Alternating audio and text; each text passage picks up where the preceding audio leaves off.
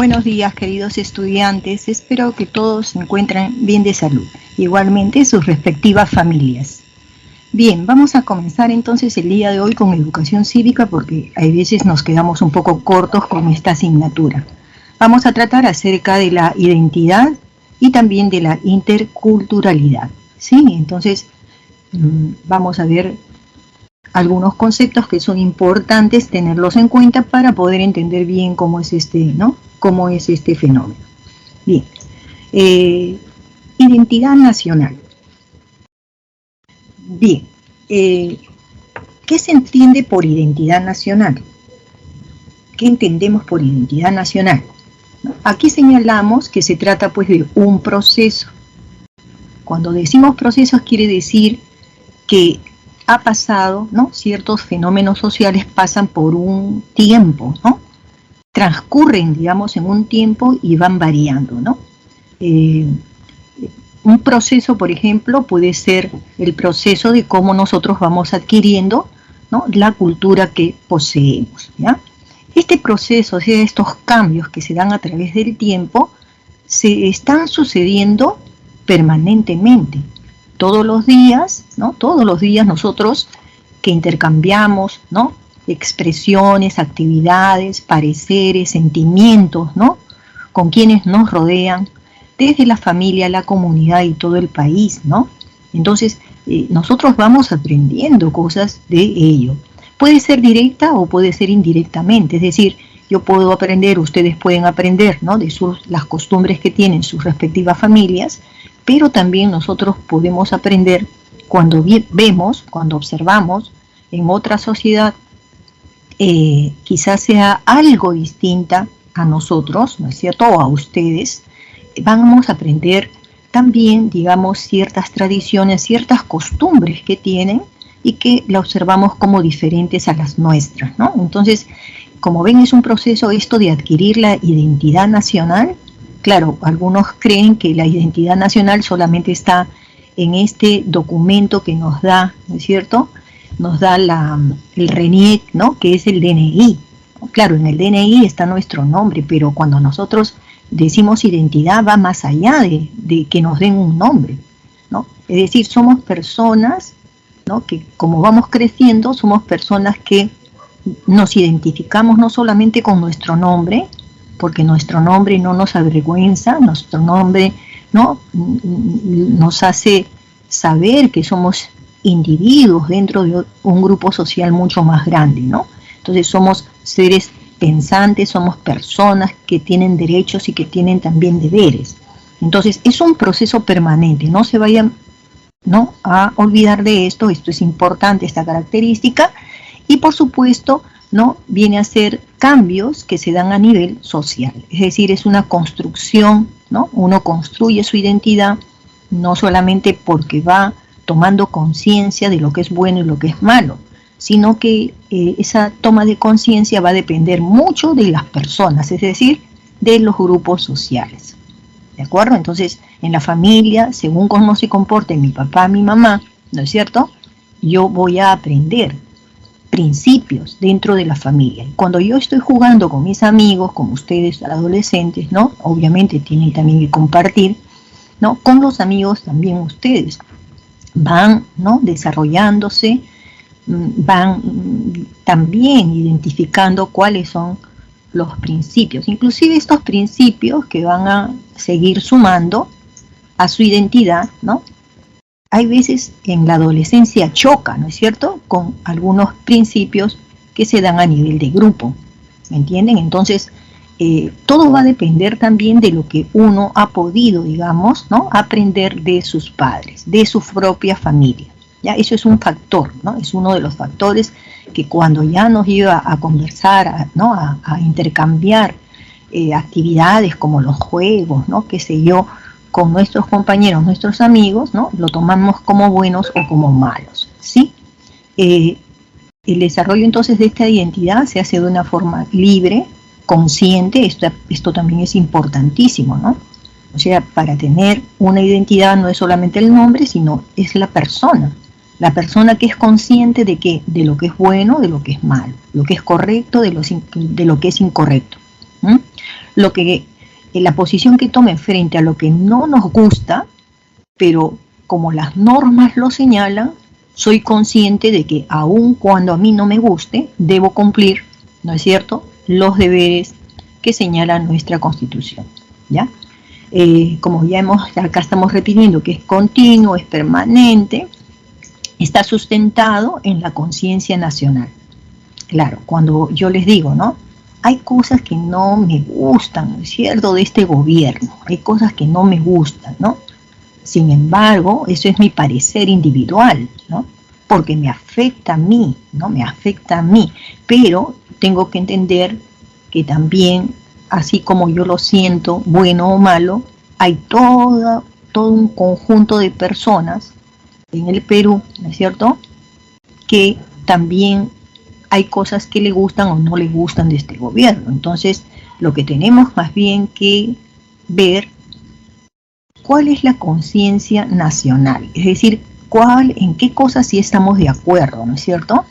Todos estamos de acuerdo. Yo creo que en este momento que vivimos, ¿no?, una semana, ya van a ser 2 semanas un poco complicadas para nuestro país. Yo sé que ustedes también, ¿no?, han estado lamentando. Yo creo que de un grupo, del otro grupo, lamentamos las pérdidas humanas, ¿no? Lo lamentamos demasiado, ¿no?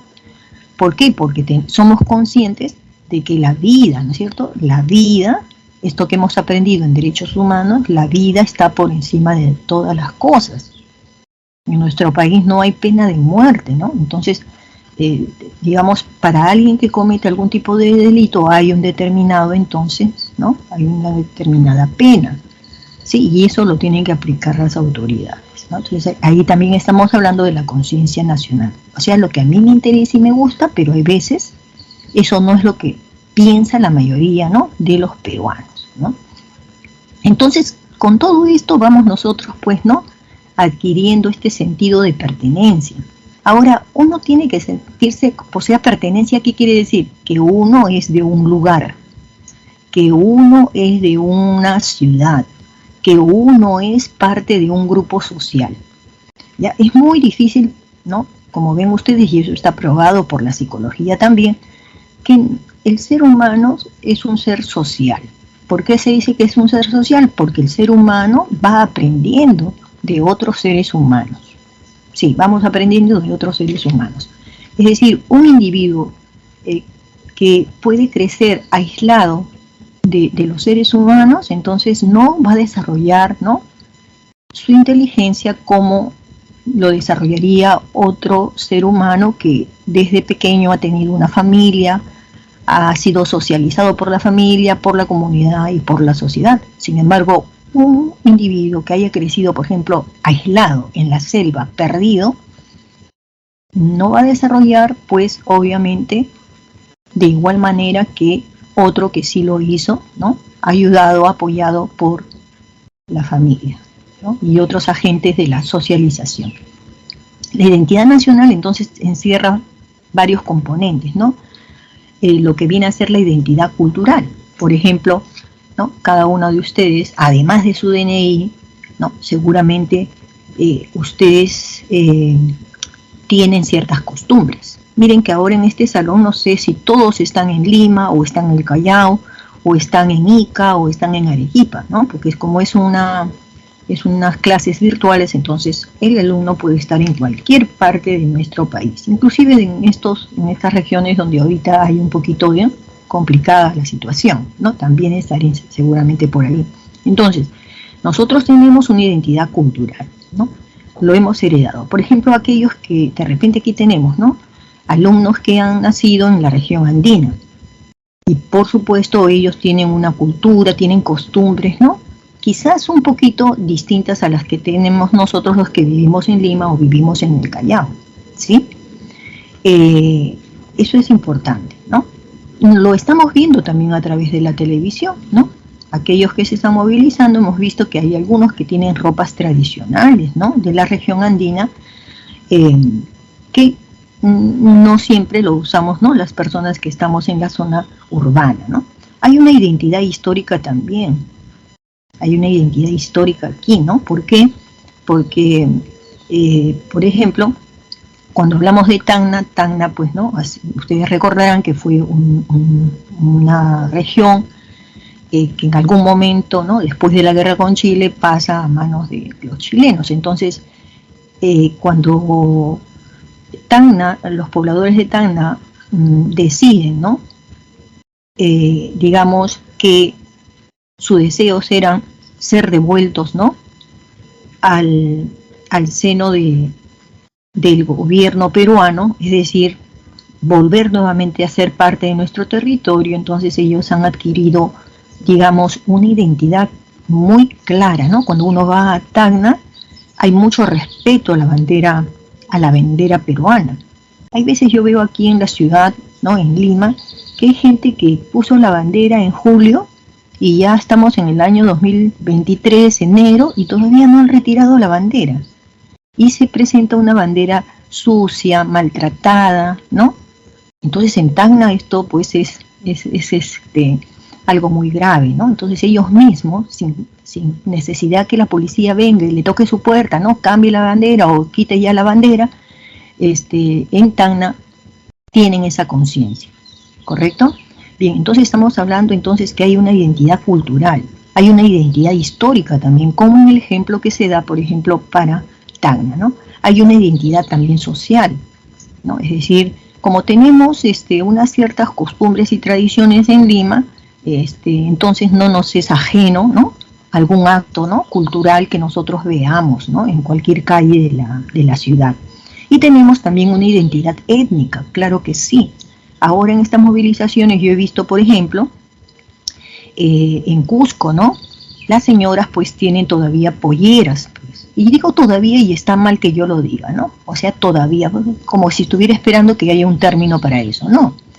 Se visten con las polleras porque obviamente, por más que tengan un lindo día, una linda mañana de radiación solar, pues como están en alturas, entonces siempre se siente el frío. Tendrán mucho brillo solar, pero hay frío, mucho frío, ¿ya? Ahora ustedes miran, pues, pero es el verano. Sí, pues es el verano, pero como en el verano hay también, digamos, mayor, ¿no? Humedad, entonces va a haber lluvias, ¿no? Entonces todo ello, digamos, va un poco a señalarnos a nosotros que la forma como se visten, las fibras que utilizan para sus vestidos, obviamente que tiene que ver un poco con la influencia, ¿no? Geográfica del lugar, y lo otro tiene que ver con ya costumbres que se van heredando, ¿no? De generación en generación, y por eso a mí me encantan los colores, ¿no? Tan variados, tan chillones que tienen, pero que a mí, la verdad, están hablando con una profesora que le encanta todo lo que es así, una explosión de colores, ¿no? Bien, entonces pasemos al otro punto, ¿no? Bueno, y aquí se va a explayar un poquito más lo que acabo de señalar, ¿no? Que en el caso de la identidad cultural, porque ya hemos visto que hay varios aspectos, ¿no? Se trata pues también, ¿no? De un proceso dinámico a partir de las personas. ¿Qué hacen las personas con la identidad cultural, ¿no? Una cosa importante es que las personas comparten, ¿no? Comparten una cultura. Las personas comparten una cultura, se autodefinen, es decir, cuando comparamos cómo son mis costumbres, mis tradiciones, y las comparo con alguien, por ejemplo, de Tacna o con alguien de Huancayo, ¿no? Entonces, yo voy a automáticamente a decir, ay, caramba, voy a empezar a valorar, ¿no? Me encantan los colores de sus vestidos. Y después yo digo, me autodefino. ¿Y yo me visto igual? No, no me visto igual. ¿Por qué? Porque tengo mucho calor, vivo en Lima y tengo mucho calor. Ya, entonces, ¿qué pasa? Digamos, me autodefino. Y entonces me digo yo, los señores que viven en Huancayo y las señoras se visten igual todo el año. Muchos colores, casi las mismas fibras. Entonces, ¿y yo qué digo? Acá en Lima no es así. Voy a mi ropero y veo mi ropero. La mayor parte de mi ropa en invierno es de color oscuro. Negro, gris, marrón oscuro. Y después veo a todos los que viven por mi barrio también. En el invierno casi todos tienen colores pocos colores. En cambio en el verano sí, muestran un poquito más de color brillante, el amarillo, el naranja, el rojo, pero en el invierno veo que las personas suelen más bien, ¿no? Ponerse el pantalón negro, parecieran como que están de luto, ¿no? ¿Por qué eso no se ve en otras regiones? Entonces en ese momento yo me estoy autodefiniendo también. Me estoy viendo de que somos culturas diversas, ¿no? Pero todos somos peruanos, ¿no? Al autodefinirnos también nos autovaloramos. Bien. Quizás lo de Lima sea por una cuestión de modas, ¿no? Quizás sea por eso, ¿ya? Lo otro es que también los colores oscuros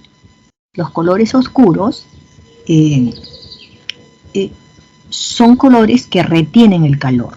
Quizás sea también por eso, ¿no? Que nos vestimos más de oscuro que de colores claros, ¿no? Bueno, el punto está que nos sentimos entonces pertenecientes, ¿no? A un tipo, digamos, de identidad cultural, ¿de acuerdo? Y hay veces nosotros actuamos, ¿no? Actuamos de acuerdo a las pautas culturales, ¿no? Que emanan justamente de esa autodefinición o autovaloración. Entonces, la identidad cultural encierra un sentido de pertenencia, ¿no? Al compararme, yo misma estoy identificándome como soy, ¿de acuerdo? Entonces, entonces nos sentimos identificados con un grupo social y me comparo ahora con ¿quiénes? Con otros que viven cerca de el domicilio donde yo estoy, es decir, cómo son las personas que me rodean. Entonces yo estoy viendo que compartimos, ¿no? Los rasgos culturales.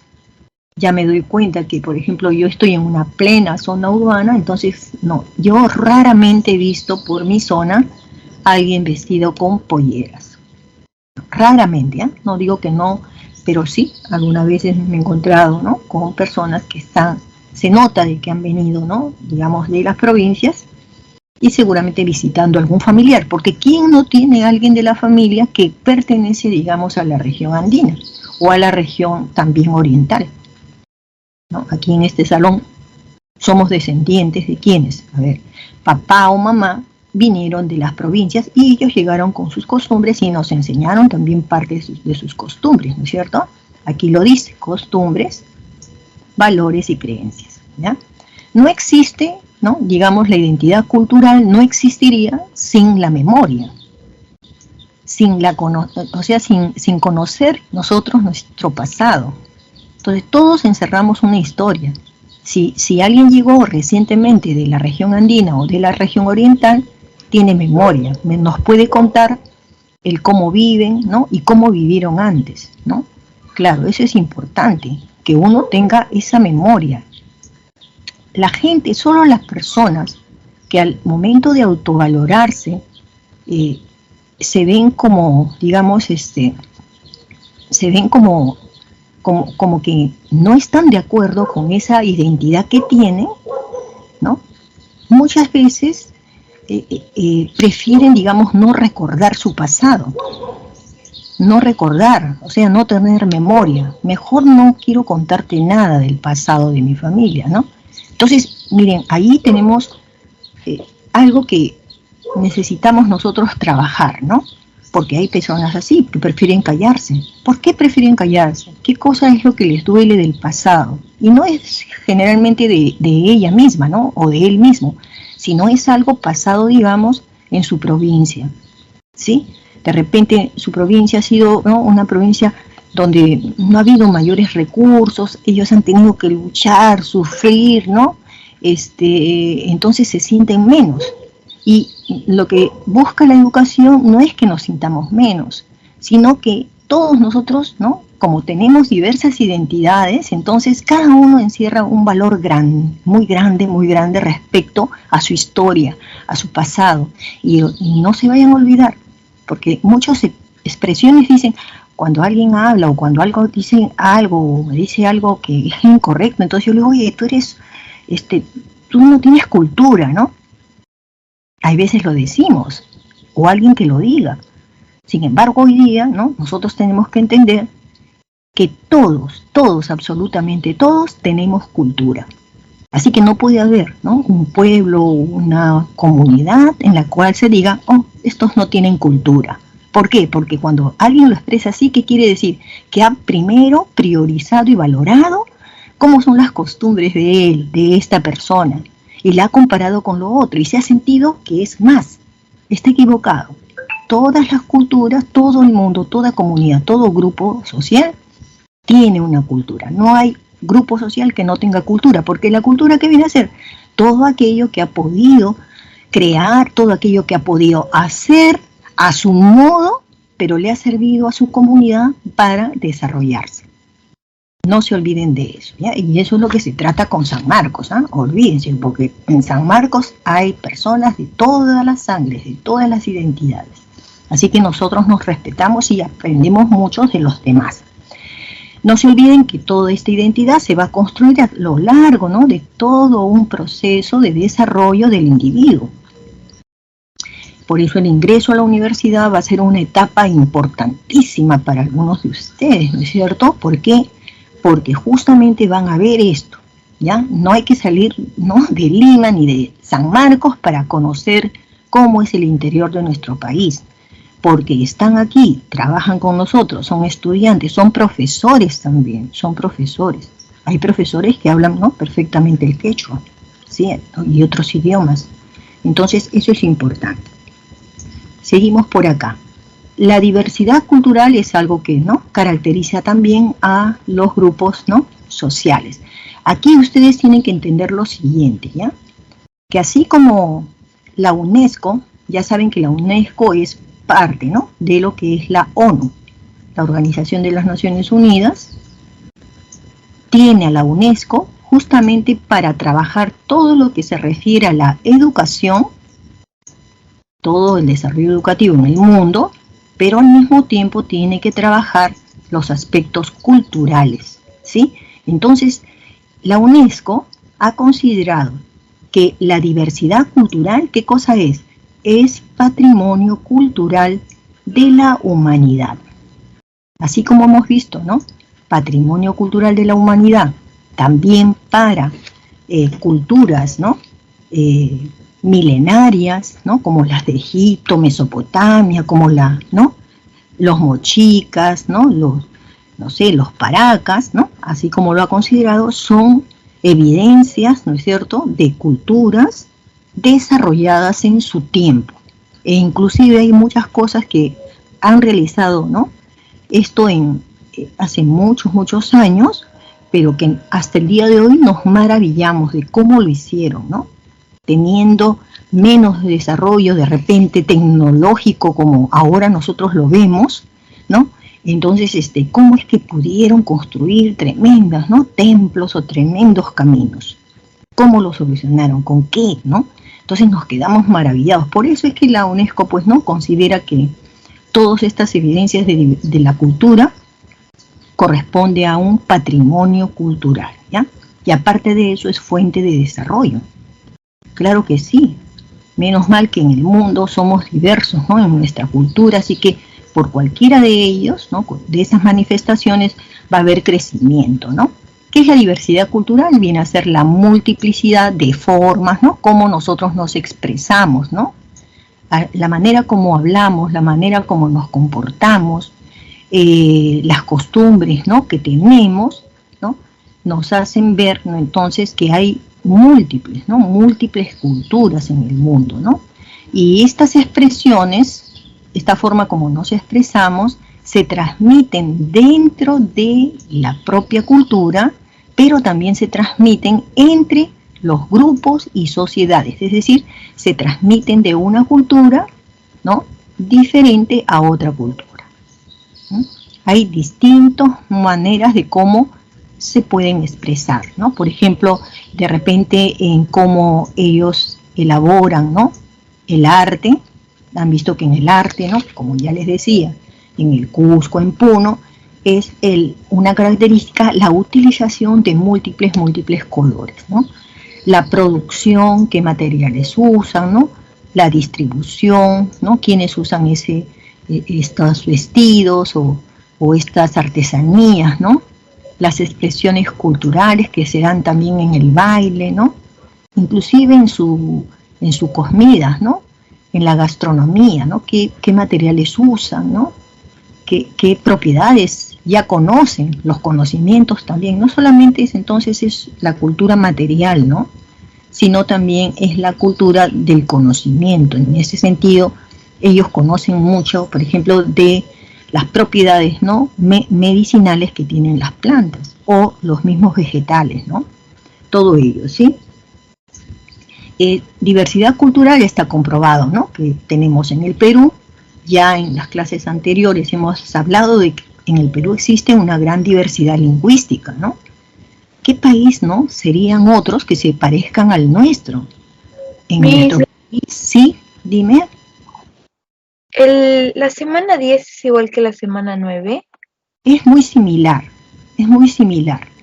Aquí habíamos visto ya en la semana pasada, y esto nos ayuda, por eso un poquito no estaba tan preocupada porque no terminamos esa clase, pero estaba muy vinculado a los datos del censo.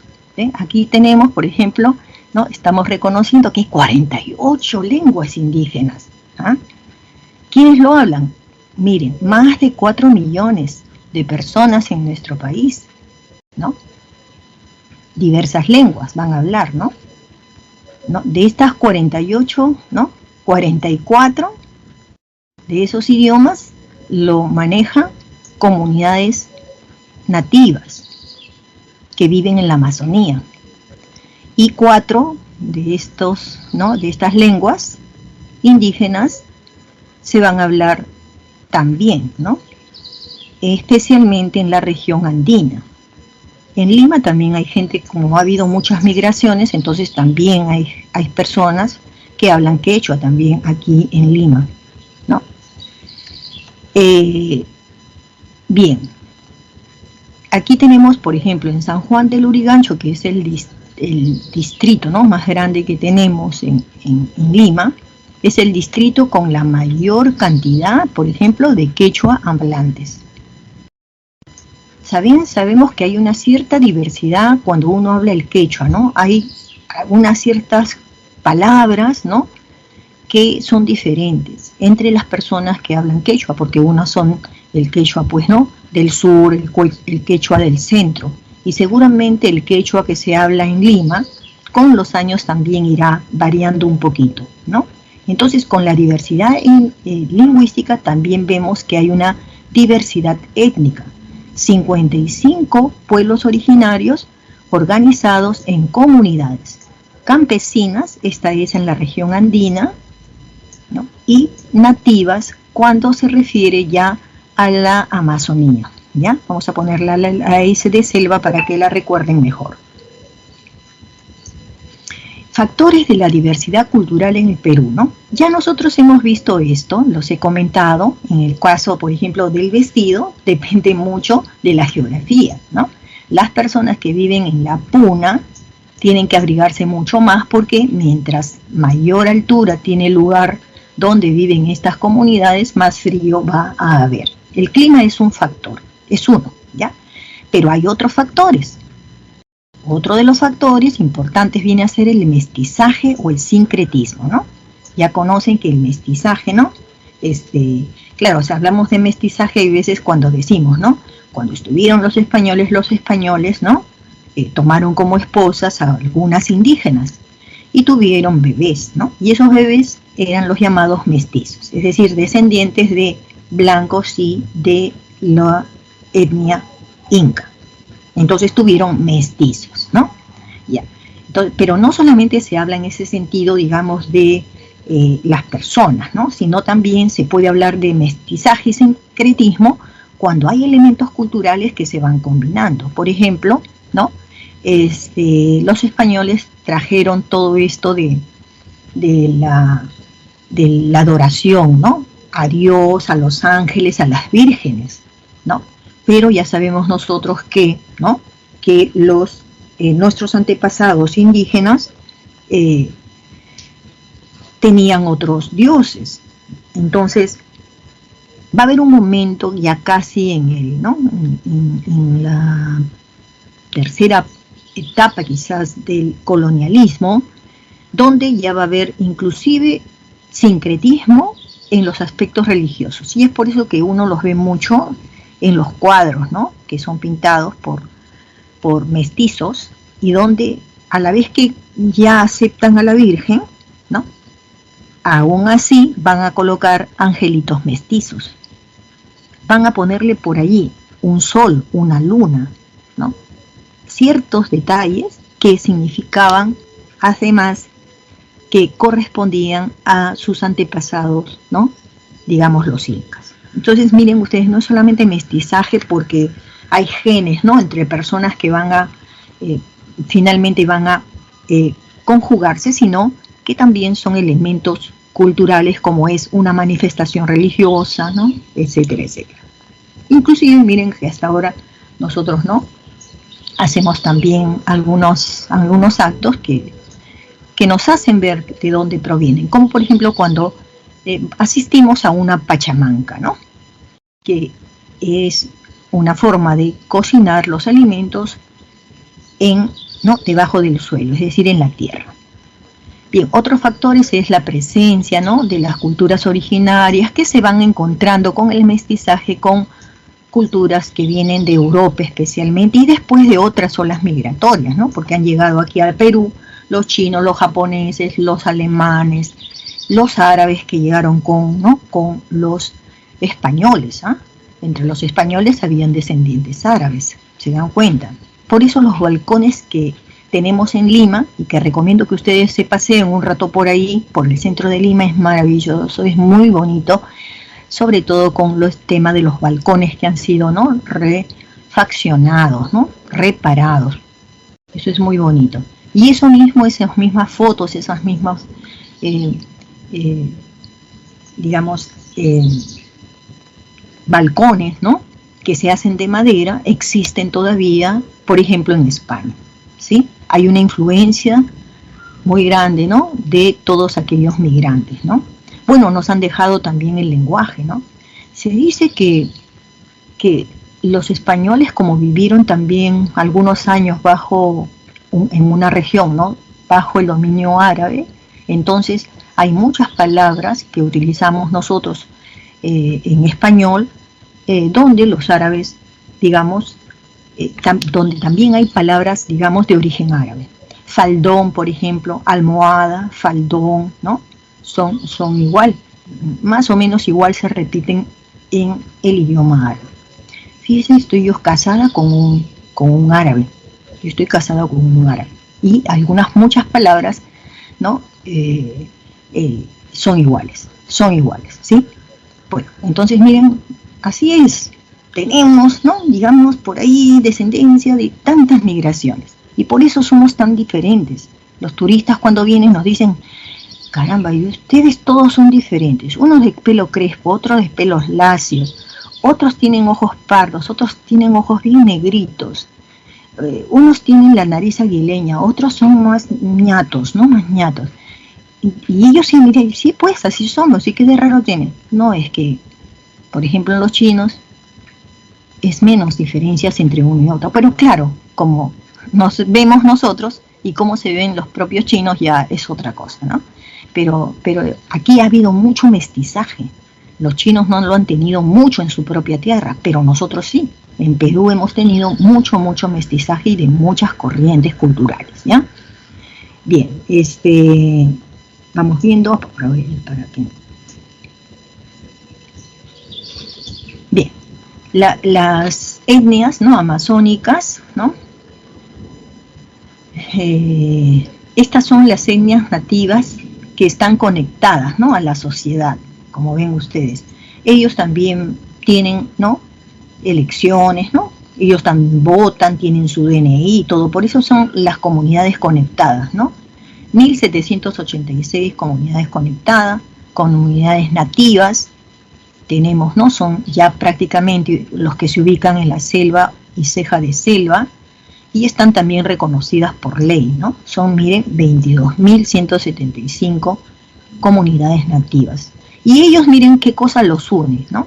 El idioma que hablan, la cultura, ¿no? que tienen, y la manera como ellos entienden la propiedad común, ¿no? La propiedad común, ¿no? La tenencia y usufructo común y permanente de un mismo territorio. Inclusive cuando van a trabajar, cuando ellos tienen que trabajar, tienen sus propias reglas, donde todos trabajan, todos, no sé, pues practican la silvicultura, qué sé yo, la caza, ¿no? Y entonces comparten además, ¿no?, el producto, digamos, de lo que han trabajado. Las etnias con mayor población son los Ashaninka, que se están ubicando, como ven ustedes, Junín Centro, Cusco Sur, Sur, Apurímac Sur, Pasco parte central, Ucayali, ya el oriente, ¿no?, y la selva de Huánuco. Entonces los Ashaninka básicamente están en la parte central y sur de nuestro país, en regiones de selva, ¿no? Están luego los Aguajún, ubicados en Amazonas Norte, Cajamarca Norte, San Martín Norte y Loreto Norte. Es decir, sobre todo Aguajún ocupan territorios que están un poco hacia el sur, ¿no?, de nuestra Amazonía. Y luego tenemos los Shipibo-Conibos, están en Huánuco, Loreto, Madre de Dios, inclusive están aquí en Lima. Es decir, están un poco esparcidos tanto en el norte, Loreto, como también hacia lo que viene a ser el sur, Madre de Dios, pasando también por Lima. Las etnias andinas son 4, los quechuas, aymaras, jácarus, aurus, de los cuales, pues, donde mayor tenemos, ¿no?, son los quechuas, y donde menos tenemos es los jácarus y arus. Estos dos, miren, ¿qué pasaría si la población es tan ya baja y poquita, ¿no?, pocos pobladores? ¿Qué pasaría si ya finalmente, porque el lenguaje es uno de los, el idioma, ¿no?, es uno de los vínculos que hace preservar la historia de los pueblos antiguos? Entonces, si el último abuelito, el último bisabuelito, ¿no?, va falleciendo y los demás son muy jóvenes que no han conocido mucho de su historia, sería una pérdida prácticamente de una cultura. Y con la cultura se pierde muchos conocimientos, no solamente la parte histórica, se va perdiendo conocimientos que tienen que ver con la ciencia, propiedades que tienen las plantas, qué nombre tienen las plantas, cómo se cuidan esas plantas, y cómo las plantas también se puede hablar de los animales. Bueno, entonces como no queremos que esas etnias se pierdan, entonces han sido reconocidas por el Estado peruano, ¿correcto? Entonces tienen una identidad como comunidad, ¿no? Son organizaciones de interés público, existen, ¿no?, de forma legal, tienen personería jurídica, o sea, pueden establecer contratos, préstamos con el banco, todo ello, ¿no? Están integradas por un conjunto, pues, de familia, ¿no?, que están dominando ciertos territorios. Esta es la ley, que se llama Ley de Comunidades Campesinas. ¿Y qué vínculos son los que los unen? La propiedad comunal. Es decir, cuando a mí me dicen propiedad comunal, ¿de qué? De la tierra, yo me imagino que esto se logró, ha sido un éxito, porque a pesar que los españoles llegaron, ¿no es cierto?, a Perú, lo colonizaron, se aprovecharon mucho de sus recursos naturales. Hoy día nuestras relaciones con España son equitativas, ¿no? Tengo mi hermana casada con un español, o sea que imagínense, entonces, ustedes ven de que no hay hoy día recelos o, ¿no?, cosas tristes con ellos, sino estamos simplemente intercambiando nuestras culturas. Pero ¿qué ha quedado y qué ha sobrevivido y qué es importante saber respetar? Que la tierra para estas comunidades es comunal. Entonces yo entiendo un poquito que estas movilizaciones no se hacen como se harían en Lima. Cuando una persona va en Lima y se va a movilizar, lo hace por sí mismo. Pero cuando la comunidad de las regiones andinas están saliendo a movilizarse, ya no lo hacen por sí mismos, lo hacen por ¿quiénes? Todos están unidos por la tierra. Es como si todos fueran parientes. Entonces la identidad que tienen estas comunidades, yo la siento que su identidad es mucho más fuerte en ellos mismos que en nosotros los limeños. Sí, quizás por ahí veo yo una diferencia, ¿no? Entonces hay que respetar eso, esa voluntad. ¿Qué lo ha permitido? Su comunidad, la tierra. Todos cultivan la tierra, todos aprovechan el fruto de la tierra. Y entonces, ¿dónde está el Estado? El Estado tiene que estar allí, porque como ellos están comprendidos bajo este régimen de legalidad, entonces todo lo que se le otorga, como son presupuestos, ¿no?, a otras autoridades, los gobernadores regionales, los alcaldes, pues también la comunidad de estas etnias también tienen que recibir lo mismo. Lo que les falta, ya están diciéndolo ayer, ¿no?, anteayer, que hay mucho presupuesto que no se ha podido utilizar del año pasado, y eso es porque no hay especialistas. Entonces, ustedes que van a ingresar a la universidad van a ser esos especialistas, que van a ayudar a estas comunidades a llevarles la ciencia, la tecnología, para ayudarlos a que se utilicen el presupuesto que legalmente les corresponde, ¿de acuerdo? Trabajo comunal, ayuda mutua. En sus vecinos, a ver, ¿ustedes hacen ayuda mutua entre ustedes? A ver, entonces la diversidad lingüística, nuevamente repetimos, 48 lenguas originarias, 4 andinas, y finalmente 44, pues, ¿no?, son básicamente las mayoritarias, las amazónicas, ¿no? Tenemos datos del censo, ¿no? El quechua, como ven ustedes, ¿no?, más de 3 millones de personas la hablan. Los aymaras, medio millón, menos de medio millón. Y después tenemos ya la más hablada entre las lenguas nativas de la Amazonía, tenemos la xánica, que además tiene la mayor cantidad también, ¿no?, de habitantes. Y aquí tenemos un mapa donde está distribuido, ¿no?, las diversas etnias y también el idioma, digamos, que se está hablando en cada una de ellas. Cuánta historia, ¿no?, detrás de esas lenguas. Lo que dice la Constitución Política del Perú, ¿no?, es que garantiza, ¿no?, que en el Perú se erradique el analfabetismo, que tiene que ver con el aprendizaje, ¿no?, no solamente de hablar estas lenguas, sino también saberlas escribir. Y bueno, se ha hecho ya por parte del Estado algunos programas donde se está viendo, ¿no?, la utilización de las lenguas que se hablan en la región andina, como también en la Amazonía. Ya saben, tenemos el canal del Estado, que es el canal 7, donde hay programas que totalmente, noticias que se hablan en quechua, que se hablan en aymara, y también tenemos otros programas donde se hablan en una de las lenguas, digamos, originarias de la Amazonía. Se han sacado libros, ¿no?, para que estén escritos en sus propios idiomas, para que los niños no se olviden de su idioma, a la vez que también aprenden el español. A propósito de ello, los profesores que van a trabajar en las regiones amazónicas necesitan obligatoriamente, aparte de hablar el español, tienen que hablar una lengua originaria. Si no, no van a poder ser profesores de estas comunidades. Se les está exigiendo eso, ¿ya? Respecto a lo que es la diversidad cultural, bueno, como hemos dicho, esto está reconocido, ¿no es cierto?, por la UNESCO como importante, ¿no es cierto?, para la humanidad, ¿no? Entonces, la UNESCO apuesta por la defensa de la diversidad cultural, ¿no? Y por eso pide, ¿no?, el respeto de la dignidad de la persona humana. O sea, el respetar la diversidad cultural va vinculado a este derecho humano que hemos conocido como lo más importante de una persona es justamente su dignidad. Reconocer la diversidad cultural de un país es importante, ¿por qué? Porque si se respeta eso, ¿qué quiere decir? Que va a haber una convivencia, ¿no es cierto?, aceptada entre diversas culturas. Y eso, al final de cuentas, hace que se promueva, ¿no?, entre las diversas etnias, más bien vínculos de amistad, vínculos de paz, ¿no?, en lugar de que existan más bien las guerras, ¿no?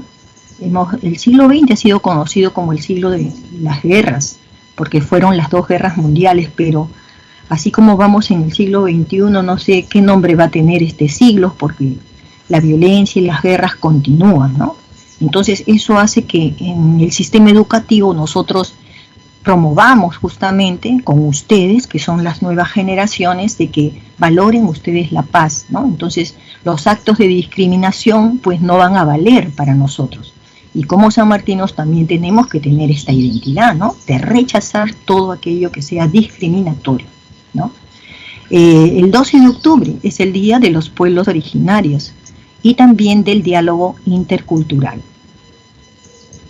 El enfoque intercultural es lo que se está promoviendo en los colegios y yo sé que ustedes lo deben conocer un poquito porque ha habido muchas prácticas muy bonitas hechas en los últimos años de la secundaria donde hemos estado manejando la interculturalidad, ¿ya? Primero vamos a ver qué cosa es pluriculturalidad y qué es interculturalidad, ¿ya?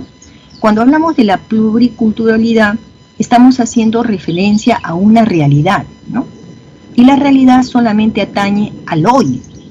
Realidad significa hoy, en nuestro presente. Hoy, nuestro presente. ¿Ya? ¿Qué cosa hace? En nuestro presente, ¿qué cosa es lo que nosotros vemos? Vemos que existe, ¿no? Coexistencia en ciertos lugares, ¿no? Y en esa coexistencia de las personas en ciertos lugares nos hacen ver de que estos lugares, ¿no? Que tienen una cultura muy específica, con características muy propias, no solamente hemos encontrado uno, sino hemos encontrado diferentes grupos culturales, ¿correcto? Diferentes de ellos, ¿sí? Entonces, pluri significa mucho, mucha variedad. Hay muchos grupos culturales. Los Ashaninka, los Aguajún, ¿no es cierto? Los Aymaras, ¿no? Son mucha diversidad. Entonces esa mucha diversidad se llama pluricultural. Pluri significa mucho, ¿ya? No necesariamente, digamos, entre Aguajún y Ashaninka, no necesariamente, podría haber, pero no necesariamente estos grupos culturales están vinculados. No necesariamente. Aquí solamente estoy hablando de que son muchos, son diferentes y muchos, ¿ya? Multicultural también se habla de eso, ¿no? Multicultural son muchos, ¿no? Entonces aquí pluricultural quiere decir que son muchos, pero además son diferentes. Y no necesariamente entre ellos hay relaciones, no necesariamente. Vamos a ver qué es intercultural. Representa que la relación y comunicación respetuosa entre diferentes grupos humanos que tienen también, ¿no? Culturas diferentes. La característica fundamental es que esta cultura y esta de aquí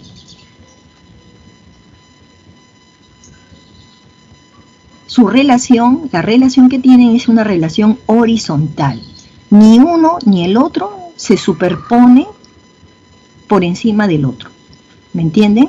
Esto es lo que buscamos. Ya, esto es la realidad. El Perú es tiene una sociedad pluricultural, porque son muchos y variados.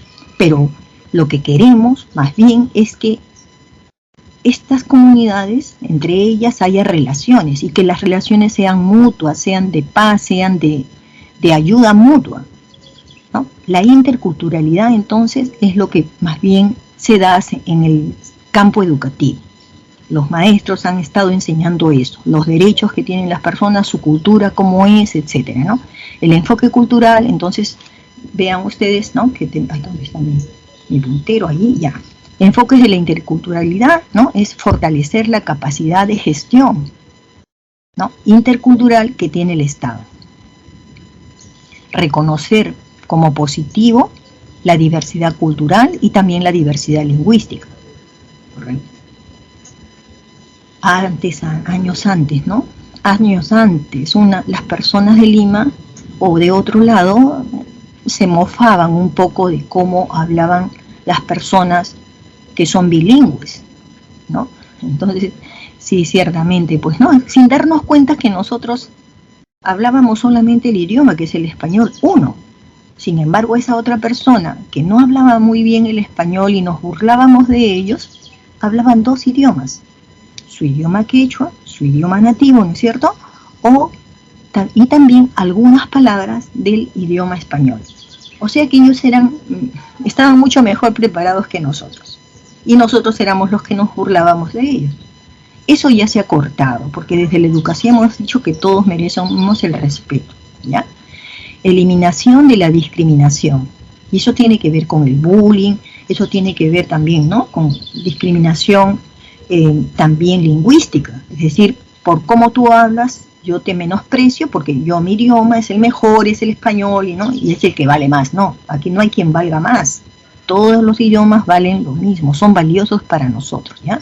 La inclusión social de los pueblos indígenas y también de la población, digamos, afroperuana. Es decir, en todo tipo de eventos, los peruanos somos peruanos desde la costa, sierra y selva, ¿ya? Entonces no merecen discriminación, el Estado está obligado a atenderlos de igual medida como atiende a un costeño. Y bueno, ahora sí vamos al tema de los ejercicios, así que aquí en los ejercicios tenemos, por ejemplo, en la primera pregunta, ¿no es cierto? ¿Qué tenemos en la primera pregunta? La identidad nacional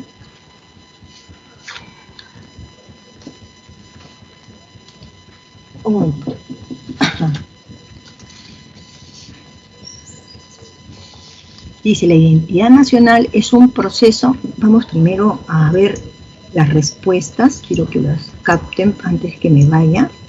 Tomen por favor.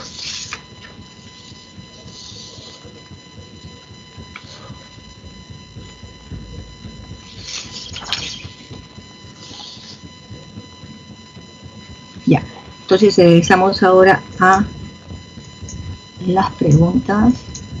Ya, la identidad nacional es un proceso en constante construcción, sustentado en la conciencia nacional y en el sentido de pertenencia del individuo hacia su colectividad. De lo mencionado, identifique casos que fomenten la peruanidad. Por ejemplo, la realización de ferias gastronómicas tradicionales por parte de las municipalidades. El sentido de pertenencia, ¿no? Las ferias gastronómicas es cuando nos muestran las comidas de cada región, ¿no? Esa, digamos, podríamos tomarlas, ¿no? Podríamos tomarla en cuenta, ¿no? Como ven. Los festivales de danzas típicas realizadas por organizaciones folclóricas durante los carnavales, ¿no? El fomento de la educación formativa centrada en el aprendizaje de un idioma extranjero en escuelas rurales. Idioma extranjero en escuelas rurales, ya no es obvio que esto va a ser falso, ¿no es cierto? Porque entonces, en todo caso, habría que, ¿no?, digamos, además del idioma, digamos, quechua que hablan, ¿no?, podrían hablar el español o en este caso sería más necesario hablar el español. La promoción de mega conciertos, ¿no?, de conocidas bandas internacionales. ¿Para qué queremos bandas internacionales si tenemos tantos bailes y tanta, ¿no?, bailes y tantas danzas, ¿no?, tan diferentes? Entonces también esto, por lo obvio, ¿no?, va a ser, digamos, falso, ¿no? Bien, entonces uno es correcto y ¿cuál es el correcto? Habíamos dicho, yo no tengo las claves a la mano, pero ustedes ya se las adelanté, ¿no? Tenemos la clave E.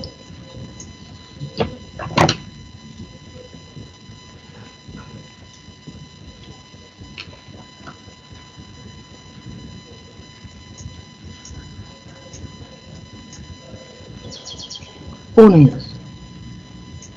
Luego vamos a la siguiente, el 2. La identidad cultural es entendida como un proceso dinámico a partir de la cual las personas comparten una cultura, ¿no?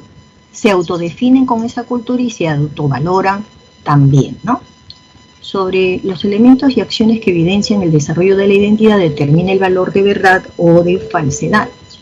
es fundamental reconocer el pasado, sí, la historia, ¿no? Y lo que nosotros hemos heredado de generación en generación. Entonces, tenemos que está bien, ¿no es cierto? Los antepasados. En este caso, tendríamos nosotros que es correcto, es verdad.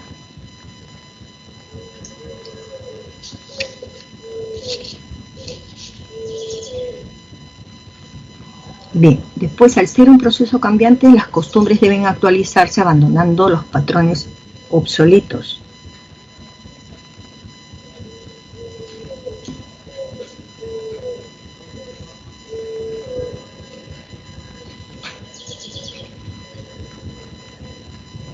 Se caracteriza por el respeto de símbolos como por ejemplo escudos, banderas, cánticos y representativos, ¿no? Bien, en este caso tenemos también la clave, la tenemos en la letra C. En la pregunta número 3 vamos un poquito adelantando para que no nos quedemos. En el ejercicio número 3 hemos señalado que la clave correcta va a ser solamente 3. El quechua es la lengua autóctona más hablada, digamos, en el país. Y finalmente ya para la pregunta 4 vamos a tener, ¿no?, que la diversidad cultural, esta pregunta es un espacio importante, ¿no? Hay que reconocerla y valorarla. Hemos dado como respuesta la clave D. Perdón, la clave D, sí. El proceso de comunicación horizontal entre grupos humanos con diferente cultura. Vamos a pasar ahora a educación, a geografía, ¿ya?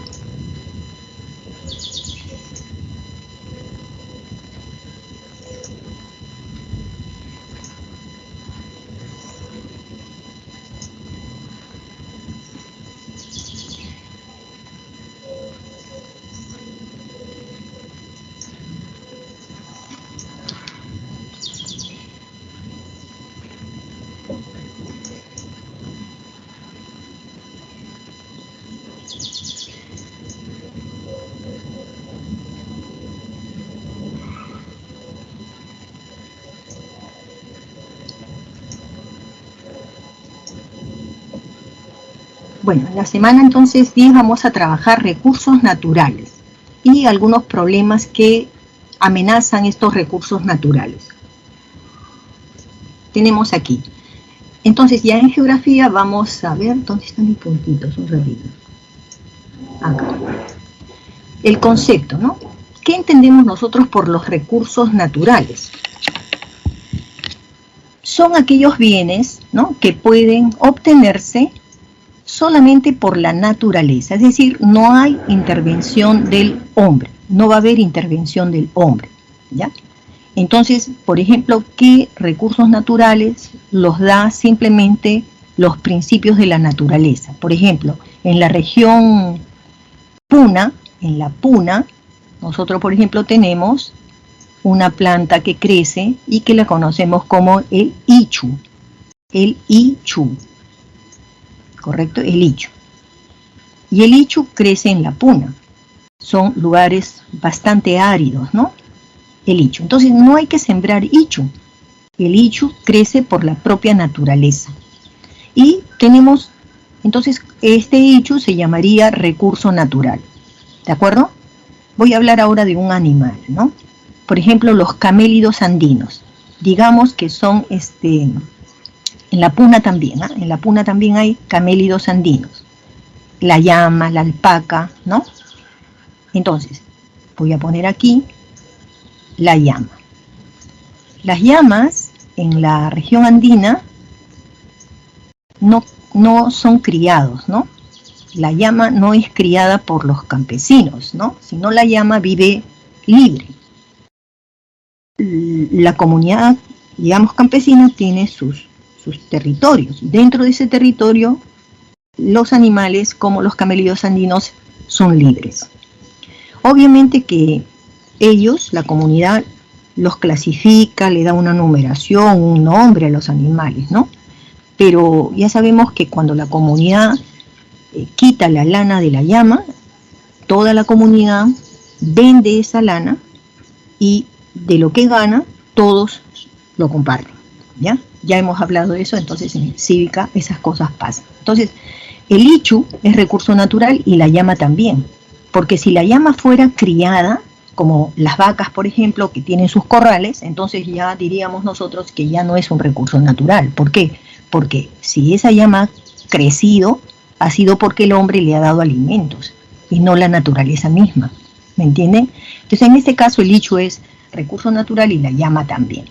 Componentes que tienen los recursos naturales. Primero, estos recursos son aprovechados por el ser humano para tener, ¿no?, la lana, para tener el alimento, ¿sí?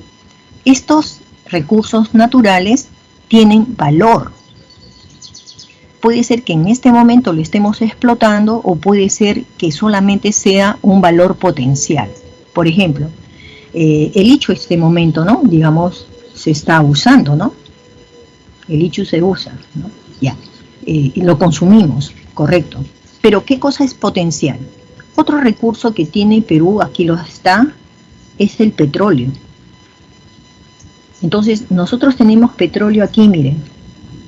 Aquí, en el Zócalo continental, lo tenemos aquí, que es la parte de Tumbes y Piura, y lo tenemos en la Amazonía. Donde más petróleo hay es aquí. Entonces, hay muchos puntos en la Amazonía donde hay petróleo, pero vamos a suponer que en estos puntos no se está explotando actualmente. Cuando no se explota en la actualidad, pero sabemos que hay petróleo, entonces le vamos a llamar potencial. Entonces hay recursos naturales que están allí de forma potencial, ¿ya? Y bueno, todos los recursos naturales contribuyen con el desarrollo económico, eso sí está más claro, ¿no? Se vende y de ahí recibimos nosotros, ¿no?, ganancias, ¿no? Según la capacidad como se van regenerando, hay algunos recursos que se regeneran muy rápido y hay otros que lo hacen muy, muy lento. Por ejemplo, al consumir nosotros petróleo, para que la Tierra vuelva a producir más petróleo, tienen que pasar millones de años. O sea, es un recurso que lo vamos a considerar no renovable, el petróleo. Porque si se agota, la Tierra va a tener, ¿no?, millones de años, ¿no?, de tiempo para poder nuevamente haber más petróleo, ¿ya? Renovables son aquellos, ¿no?, recursos que mientras se van consumiendo, mientras se consumen, también se van renovando al mismo tiempo. Consume y renueva, ¿ya? Su tasa de extracción o de consumo, entonces, es no renovable cuando es mayor, ¿no?, el tiempo que va a tomar su renovación que su extracción. Retos que enfrenta ahora los recursos naturales, ¿no? Primero que nada, hay un alto desarrollo científico y tecnológico.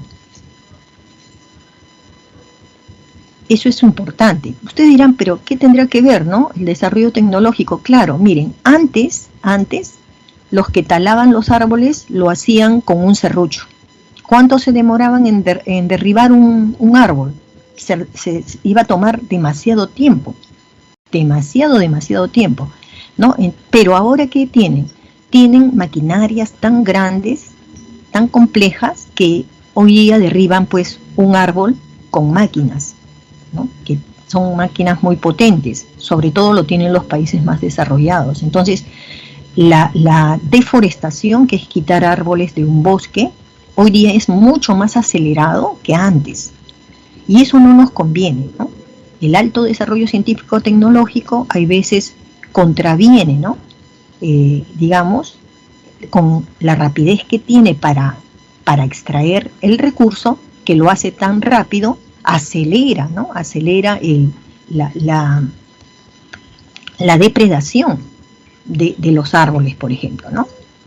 Otro reto que también tenemos es el crecimiento de la población, porque si hemos dicho, ¿no?, que estos recursos naturales sirven para satisfacer las necesidades del ser humano, entonces si la población humana va creciendo, entonces ¿qué quiere decir? Que se necesitan mucho más recursos naturales.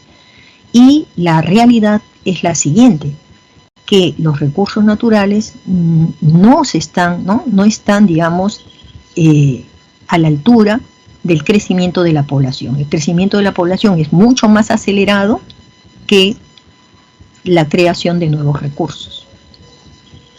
Otro elemento, otro reto es la mayor influencia del hombre sobre su medio. Es decir, ya no hay un lugar en el mundo donde el hombre no haya acudido.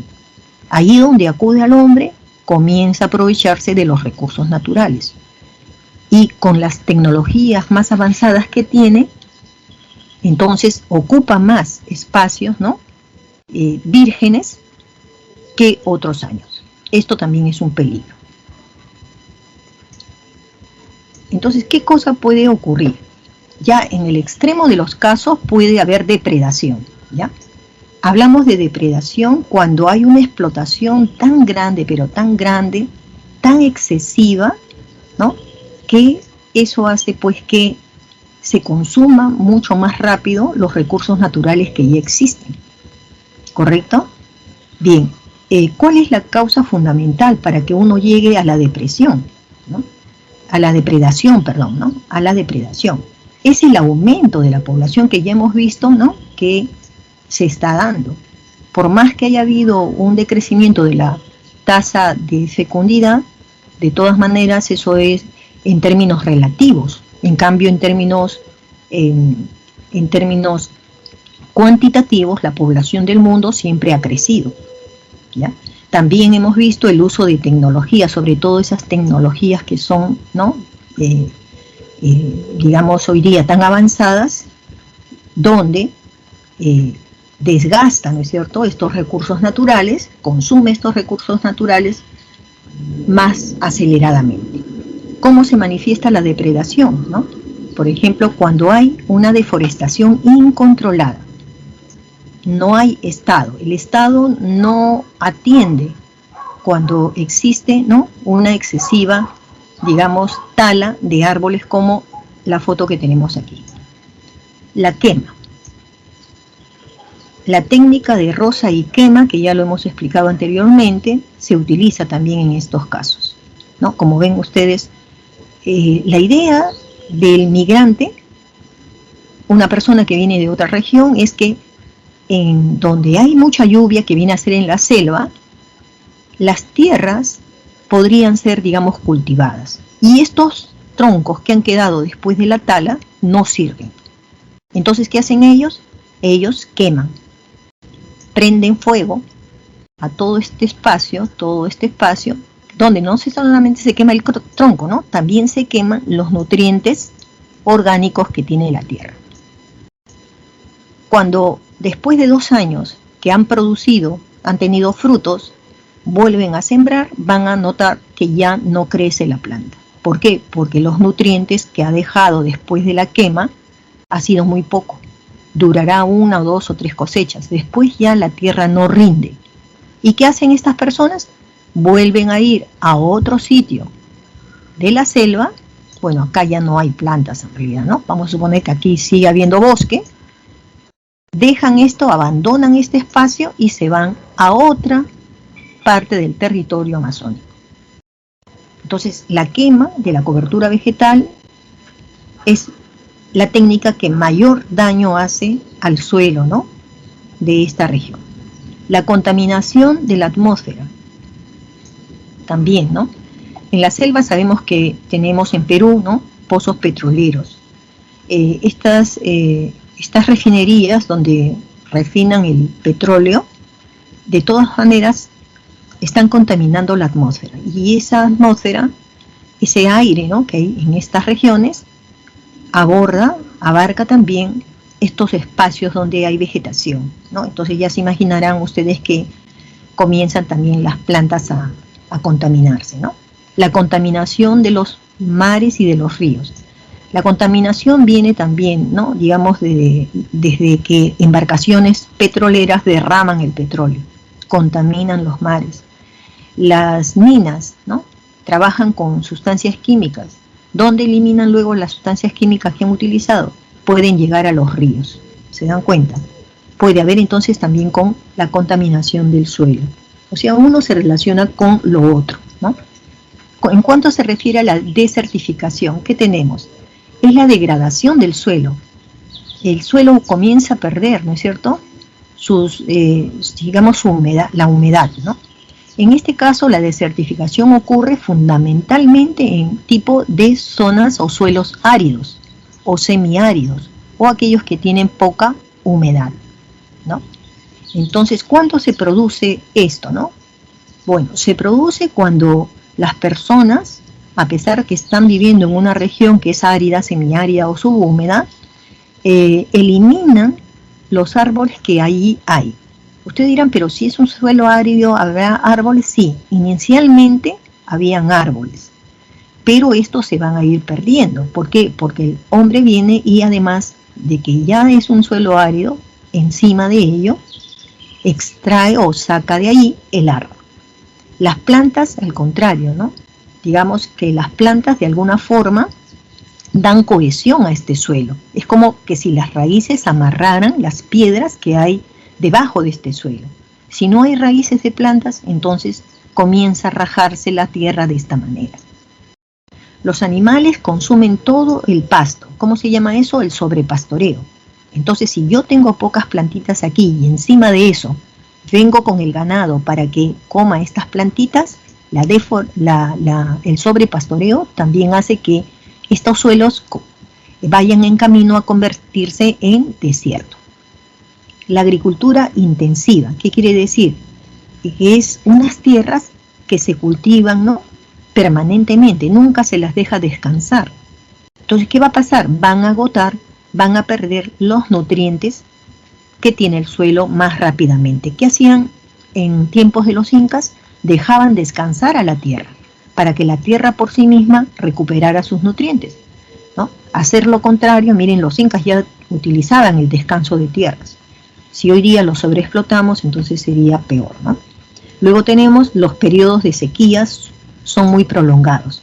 Ya bueno, el tema del periodo de las sequías tiene que ver, ¿no?, digamos, con un asunto climático, pero ya sabemos que existe problemas, ¿no?, a nivel del cambio climático en la Tierra, así que cada año las sequías comienzan a darse y comienzan a durar más tiempo de lo debido, más tiempo. Por ejemplo, ahora en la región andina ha habido un retraso de las lluvias, ¿no? Ya debieron haber caído desde el mes de diciembre, pero bueno, han tardado. Algunas ya se han notado ahora en enero, ¿no? De todas maneras no es normal, está trayendo menos agua, ¿no?, que otros años. Entonces, cuando llegamos ya a la desertificación, miren ustedes cuál es la situación en este mapa, ¿no? Lo que está anotado en rojo son los suelos que son hiperáridos, ¿no? Lo que está en amarillo es árido. Entonces, prácticamente nosotros en la costa peruana tenemos, pues, ¿no?, suelos que carecen, ¿no?, son muy carentes, digamos, de agua.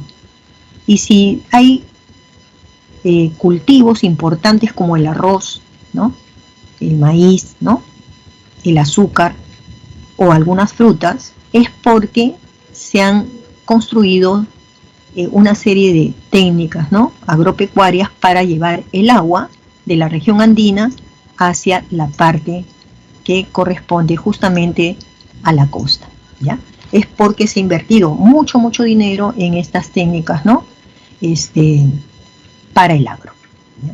Entonces el Perú ocupa, miren, el tercer lugar entre todos los países, ¿no?, con mayor extensión de tierras secas a nivel de América del Sur. O sea, el Perú el tercer lugar en cuanto se refiere a tierras secas en América del Sur, ¿no? Por eso es que hay que saber cómo, más bien, actuar, ¿no? Factores antrópicos que tienen que ver con la desertificación. Lo que yo les decía, donde hay pocos árboles, la gente, ¿qué está haciendo aquí esta gente? Está igualmente, estos son lugares secos, en el norte peruano. Este árbol es el algarrobo. Tiene un tronco seco y este señor seguramente trabaja en un restaurante, porque todos estos troncos, ¿no?, del algarrobo son muy secos y le valen mucho para crear fuego. ¿Dónde tendrían la necesidad de trabajar con fuego? Es en las cocinas.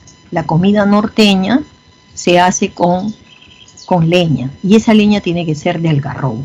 Entonces, si esto se incrementa, entonces estaríamos hablando, pues, ¿no?, de que va en vías este suelo de convertirse en un desierto, así como tenemos el desierto de Sechura, pues esto sería parte después del desierto de Sechura, ¿no? Entonces, en el sector norte, digamos, los factores que hacen que el suelo se vuelva cada vez más desértico va a ser la erosión hídrica, que es el de los ríos, y la erosión eólica, ¿no? La erosión hídrica es porque las personas extraen de la ribera de los ríos las pocas plantas que habían, ¿no? Y eólica es que cuando ya no hay plantas, el aire, porque eólica es el aire, va también a erosionar este suelo, ¿no? Entonces, aquí se dice erosión por la tala, por la quema de la vegetación, por el sobrepastoreo. También hay problemas de salinización. ¿Por qué? Porque en la costa, como no llueve, entonces las personas sacan su manguera, ¿no?, para regar el jardín.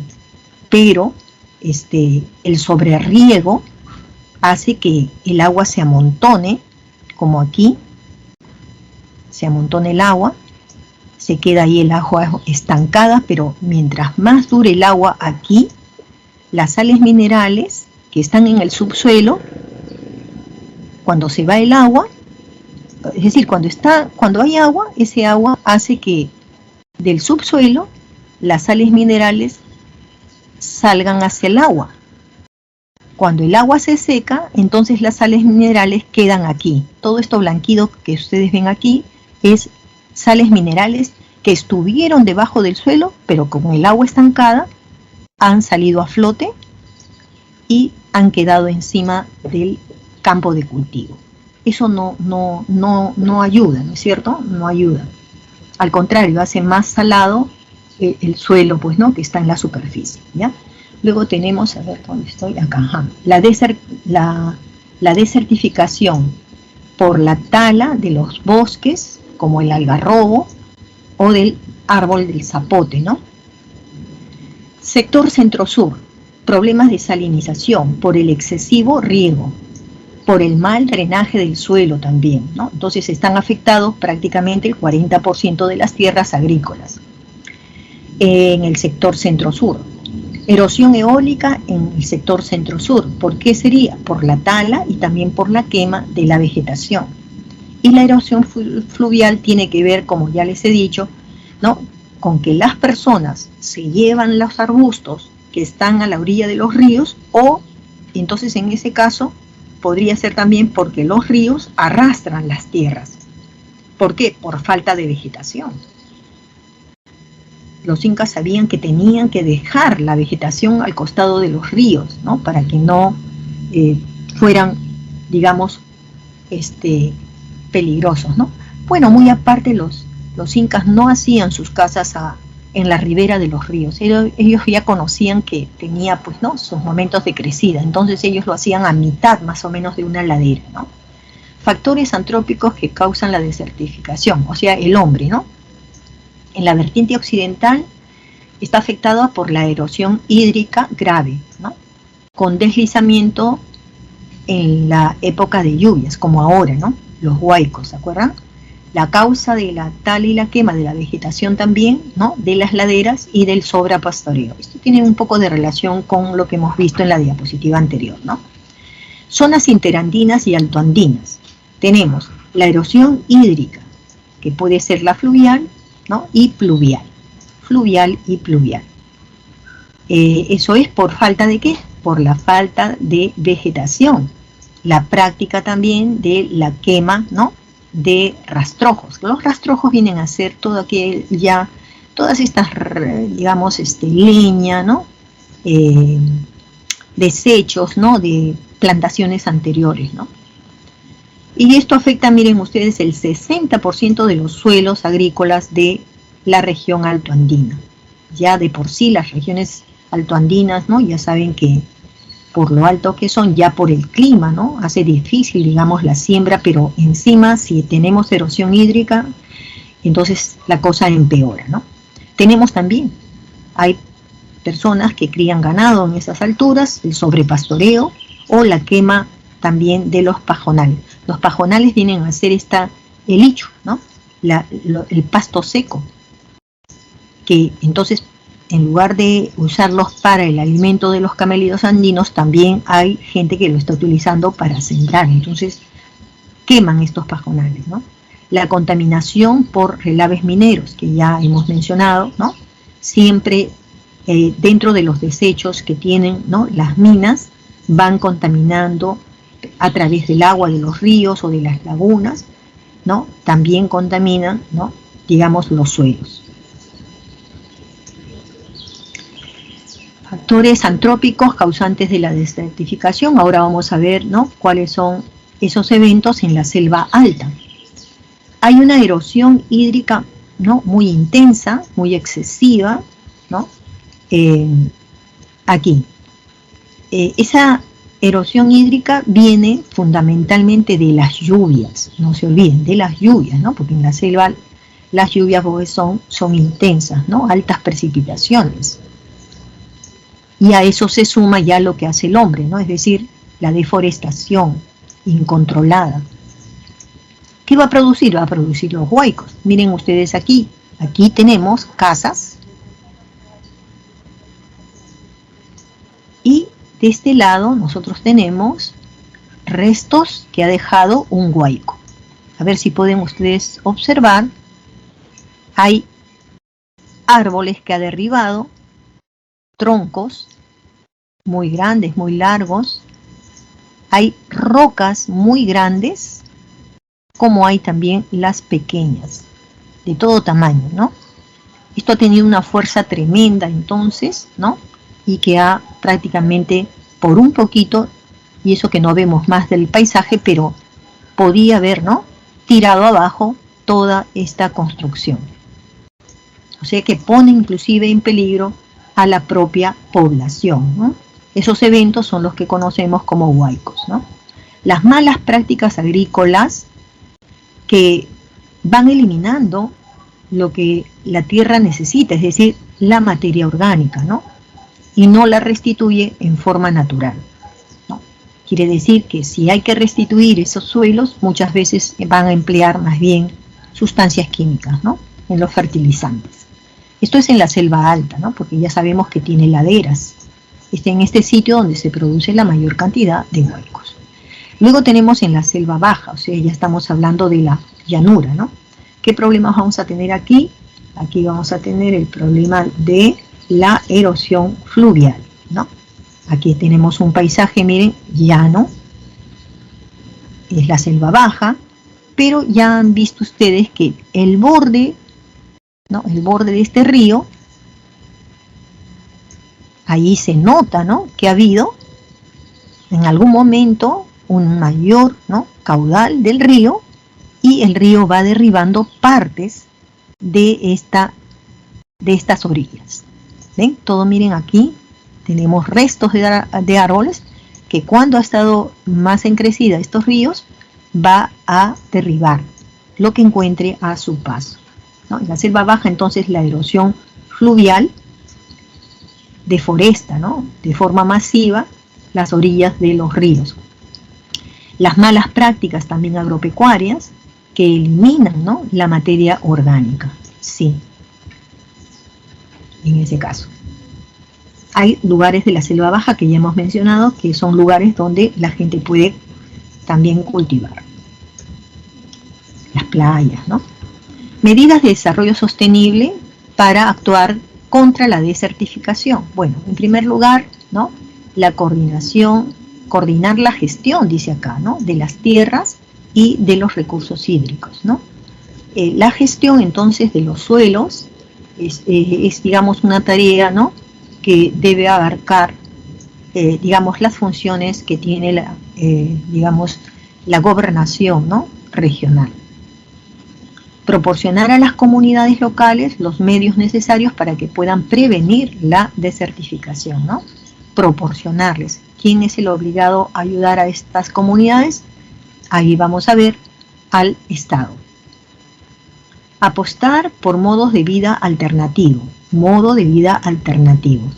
Por ejemplo, ¿no?, en lugar de en lugar de pescar continuamente, ¿no?, en estos ríos, podríamos más bien desarrollar la acuicultura, ¿no? De esa manera, si se puede criar, no sé, pues, como las truchas, ¿no? Si se pueden criar las truchas, bueno, las truchas están en los ríos, siempre que no estén contaminados. Pero para no explotar este recurso del propio río, lo que podríamos hacer es criar, ¿no?, en este caso, la trucha en zonas secas, que ya se está haciendo, ¿no? Inclusive la tilapia, ¿no? Ustedes han visto la tilapia, que es hoy día muy común, se vende también en los platos de la costa, es un pez de carne blanca, entonces hoy día se está haciendo acuicultura de la tilapia y se vende bastante. Bien, eso puede ser, digamos, un ejemplo, ¿no? Otro ejemplo es la agricultura de invernadero, crear más invernaderos con el fin de utilizar menos, ¿no?, o aprovechar más bien los suelos secos, ¿no? Las actividades relacionadas con el turismo también, ¿no? Es decir, en lugar de pensar explotar los árboles o el agua de los ríos, entonces lo que podríamos hacer es más bien, ¿no?, darle mayor peso al turismo, más que a la tala de árboles, al turismo, porque el turismo es una actividad que produce recursos económicos sin gastar mucho de los recursos naturales, porque el turista viene a divertirse, a tomar fotos, a vivir en estos ambientes, ¿no?, que son rurales, ¿no? Hay países que viven solamente del turismo. Bien, entonces tenemos después este tema de la deforestación, que viene a ser el retiro de árboles de un lugar donde ha habido ya bosques. ¿Qué quiero decirles con eso? Que si, por ejemplo, en un parque de Lima, ¿no?, digamos, se tala un árbol, uno, en realidad no hablamos de deforestación. Sí hablamos de deforestación cuando estamos en plena selva y se retiran árboles de ese lugar, ¿de acuerdo? ¿Cuáles son las causas de la deforestación? La agricultura migratoria. Ya hemos visto en una foto, ¿no?, donde la gente que no es del lugar, o sea, de la Amazonía, acude a las tierras de la selva alta o baja con el fin de cultivar, ¿no? Entonces, sin digamos, tomar en cuenta que la tierra no va a producir, ¿no? Es decir, sobre todo cuando utilizan técnicas como la roza y quema. Entonces la agricultura migratoria es la que causa esta deforestación, ¿no? La minería ilegal también, ¿no? La minería ilegal, sobre todo aquella que explota el oro. Entonces, como es ilegal, no hay control de parte del Estado. Entonces ellos utilizan sustancias químicas como, por ejemplo, en el río Madre de Dios, donde se utiliza el mercurio todavía, ¿no? Entonces el mercurio, ellos no tienen el cuidado, ¿no?, para el manejo de esta sustancia y simplemente suelen, ¿no?, digamos, este mercurio prácticamente a contaminar el río. La tala ilegal. ¿Quiénes practican la tala ilegal? También hay personas que lo hacen con la intención de producir coca. La coca es buena porque es materia prima para muchas, ¿no?, medicinas, pero es malo cuando se le usa para favorecer al narcotráfico, es decir, convertirlo en la droga, ¿no?, y comercializar así, ¿no?, digamos, estas drogas. Bueno, eso es la coca. Luego tenemos la tala para combustible.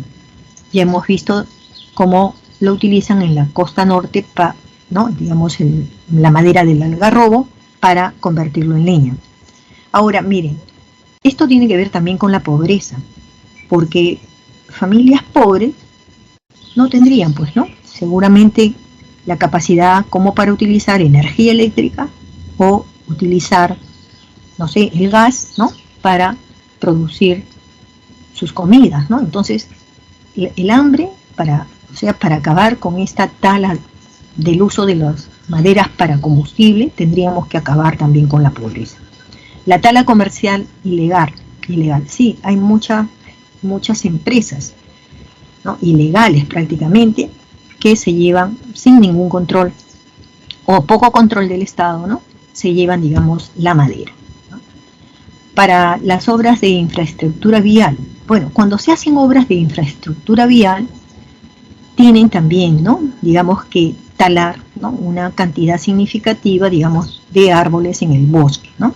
Eso, por ejemplo, hay que hacerlo con medidas. Medidas del desarrollo sostenible, dice reforestar. Ya, vamos a talar, pero a su vez vamos a sembrar. De eso se trata la reforestación. Utilizar métodos menos agresivos, ¿no? Porque ya hemos visto de que esto de la roza y quema es lo peor que puede haber. ¿Correcto? Y para evitar que los migrantes cometan estos grandes errores hay que capacitar a los colegas, a los colonos, ¿no? Los que vienen hay que capacitarlos para que sean conscientes de que están produciendo daños, ¿no? Hay que evitar el derroche de los recursos naturales. Por ejemplo, si ustedes tienen un ropero, una cómoda, ¿no? de cedro heredado por sus abuelos, saben ustedes que la madera del cedro es de las más resistentes, ¿no? De todas las maderas, pero no es tan moderna, ¿no? Porque tiene un color oscuro la madera. Entonces, porque ya no me gusta la madera, entonces la voy a hacer leña. No, no hay que derrochar. Esa cómoda puedes repintarla, ¿no? Se puede arreglar, o sea, no quemarla, porque si no eso te va a obligar a que consigas otro mueble de madera y se tale otro árbol. ¿Para qué? Si ya tienes ahí hecha una cómoda, un ropero. Consumir productos sustentables, de preferencia, ¿no? O sea, si yo estoy viendo un cierto árbol, ¿no? Como el cedro, que ya le ocurrió esto, ¿no? Todo el mundo hace muchos años, compraba mucha madera cedro porque sabía que el mueble iba a durar muchos años. Muy bien. Pero de tanta selección se agotó esta madera, el cedro. Entonces, consumir productos sustentables, ¿qué quiere decir? Que si el cedro ya está, ¿no? Digamos, por ser prácticamente depredado, es decir, desaparecer del todo, entonces no consumo cedro, no busco cedro. Hay que hacer o hay que reproducir más. Reformar algunas normas, porque ya estamos viendo de que hay control, ¿no? Hay trabajo ilegal aquí que está haciendo daño y está favoreciendo la deforestación. Aquí tenemos un cuadro. ¿Cómo está? ¿En qué situación está la floresta en el Perú? ¿No es cierto? Sabemos que es un recurso natural renovable, pero algo está pasando, y es lo que nos preocupa de este cuadro, ¿no? Que la tendencia de la deforestación, ¿qué está pasando? Absolutamente es creciente. Miren cuánto se ha perdido, más de 7 millones de hectáreas del territorio se han perdido esos bosques, ¿no? Miren, solamente en el año 2021, ya era año de pandemia, se habían perdido 137.000 y un poco más de hectáreas de bosque. 2021 era el primer año de la pandemia. Es decir, hay gente que no se preocupó mucho de su salud. Continuaron, ¿no? Talando los árboles y por eso se dio esta situación.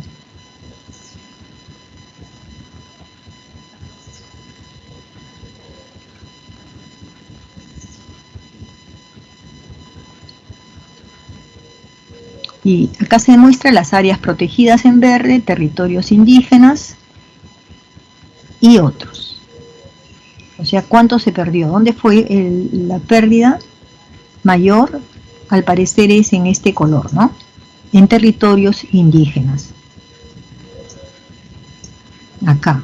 Esto fue lo que creció. Claro, quizás sea en esta cosa, porque miren, las comunidades indígenas generalmente cuidan ese medio. Pero la necesidad, pues, ¿no? Que hubo en este año 2021, quizás hizo, miren ustedes, que ellos utilizaran más tierras para poder sobrevivir, porque ya con la pandemia tenían mucho y necesitaban cubrir más de este espacio. También entonces hay razones de índole social, ¿no? La deforestación en el Perú se puede notar en este mapa, donde la pérdida de bosques primarios está en este color, ¿no? Muy alto en este color, naranja, pero no veo naranja. Y en el nivel, digamos, alto, está en este color. Entonces, tenemos, por ejemplo, aquí en esta parte de Nueva Colonia Menonita, en esta parte de Madre de Dios, ¿sí? Bueno, aquí vamos a hablar de un proyecto de monitoreo, ¿no?, que tiene el Estado para observar cómo va la evolución de la deforestación, ¿ya? Entonces se han identificado aquellos que tienen pues mayor problemas, por ejemplo, en Madre de Dios, en los alrededores del Parque Nacional Baguaja-Sonene, eso queda entre Madre de Dios y Puno. Luego en la Amazonía tenemos, digamos, la Amazonía Central, entre Ucayali y Huánuco, y otra entre Ucayali y Loreto. Me pareció curioso este nombre, Nueva Colonia Menonita. Entonces estuve por ahí investigando y se trata de personas que vienen de la propia Amazonía, migran hacia este lugar. Pero lo curioso está que también gente de Bolivia ha llegado a esta colonia, ¿sí? Entonces, ¿qué cosa hace que estas personas lleguen a esta región? Digamos, es de índole religioso. Personas que van a tener, digamos, están creando, digamos, una cultura nueva, pero es una cultura moderna, ¿no? En el sentido de que ellos quieren respetar los principios de la naturaleza, vivir en la naturaleza. Es decir, se alejan un poco de lo que es la zona urbana. Entonces, vivir en naturaleza es una de las ideas que tienen de como cultura y que los hace moverse hasta este lugar. Sin embargo, ¿qué cosa se ha notado? Que en esta colonia menonita, de todas formas, esta colonia ha incrementado la deforestación en este lugar. ¿Correcto? La deforestación, seguramente para cultivar, ¿no es cierto? Para cultivar sus propios alimentos. Son como personas que quieren autosostenerse. Bueno, pero habrá entonces de todas maneras que entrar ahí para educar, ¿no? Para educar. Por el momento ha aumentado ahí, digamos, la actividad forestal. Contaminación del agua también. Miren ustedes, estamos hablando de todo aquello pues que atenta, ¿no?, contra los recursos naturales, y el aire es un recurso natural, ¿no? Bien, llamamos contaminación cuando el aire y el agua también, ¿no? Bueno, llamamos entonces contaminación del agua cuando en esa agua entran elementos químicos, biológicos o físicos que hacen que en un momento esa alteración, ¿no?, perjudique a los organismos vivos que viven en el agua, ¿no? ¿Cuáles podrían ser las causas, no?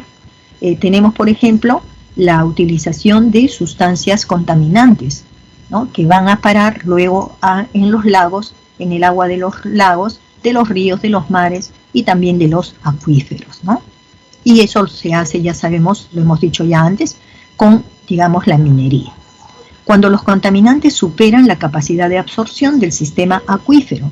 Sí, de todas formas, digamos, las aguas contienen, ¿no?, digamos, estos elementos, ¿no?, químicos, biológicos o físicos, pero la propia agua va como que reponiendo esto, es decir, la propia naturaleza, ¿no?, va dosificando esto. ¿Y cuándo entonces se vuelven peligrosas estas aguas, ¿no? Cuando la contaminación ya es en tal cantidad, ya sea químico, ya sea biológico, ya sea físico, que prácticamente supera, ¿no es cierto?, la capacidad de absorción que tiene, por ejemplo, en el caso de los acuíferos. ¿Ya? Es decir, el acuífero mismo podía haber absorbido estas cosas extrañas que van entrando, ¿no es cierto?, al acuífero, pero lo superó. Por ejemplo, actualmente las aguas del río, ¿no?, del río Rímac y de la mayoría de los ríos de la vertiente del Pacífico, vienen del color chocolate. Es como la leche con cocoa, ¿no es cierto? Viene un color marroncito. ¿Por qué? Porque está habiendo huaicos, está habiendo lluvias, el caudal ha aumentado y la fuerza del río está también arrastrando mucho del suelo, barro. Por eso se está mostrando así. Entonces, actualmente, por ejemplo, ¿quiénes se ven afectados por esto? Si hay camarones en el río, eso es perjudicial. Si hay crías de sapos o de ranas a orillas de los ríos, este tipo de aguas con mucho barro es fatal. ¿Se dan cuenta? Entonces hay un momento en que lo supera demasiado. El elemento en este caso sería el elemento físico, que viene a ser la arcilla o las piedras, ¿no? Bien, según el Ministerio del Ambiente, en la mayoría de los ríos de Madre de Dios, el mercurio supera el límite máximo permisible. Entonces se vuelve fatal. Tomar esas aguas, bañarse en esas aguas, es fatal. Contaminación del agua, consecuencias, genera el 80% de las enfermedades, ¿no?, en los países en vías de desarrollo. Se ha visto que mucha gente, ¿no?, toma agua contaminada y entonces aumenta, ¿no?, el número de fallecidos. Altera esto el ecosistema acuático y, por supuesto, disminuye la producción pesquera, porque si la contaminación del río llega al mar, entonces habría menos, ¿no?, menos riqueza ictiológica y eso perjudica a los pescadores. ¿Qué medidas habría que tomar? Reducir el volumen de los contaminantes y reutilizar, ¿no?, las aguas residuales que puedan haber, ¿no? Y también reciclar los contaminantes. Bueno, eso lo podemos hacer inclusive desde casa, ¿no?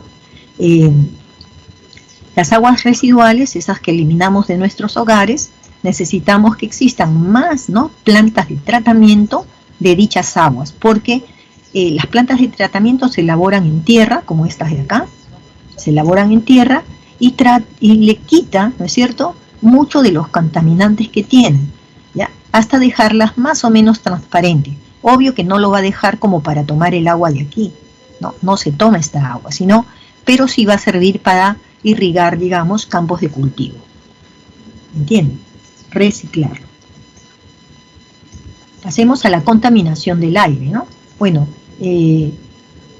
cuando hablamos del aire no solamente hablamos de gases, ¿no?, sino que hablamos también de partículas, ¿no es cierto?, que contiene el aire, ¿ya?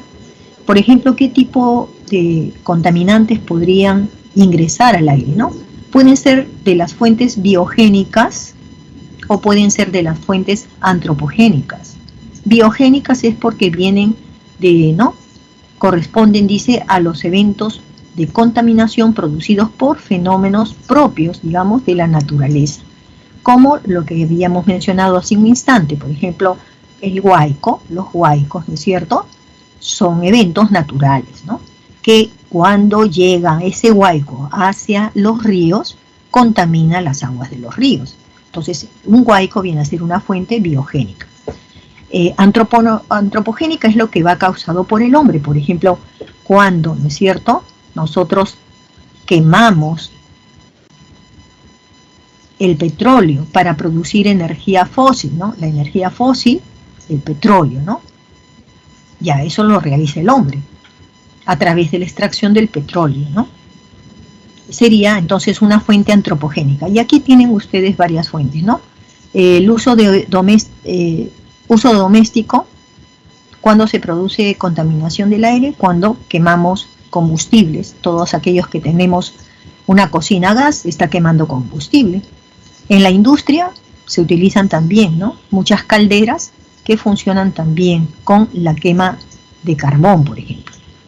Los autos queman petróleo, gasolina.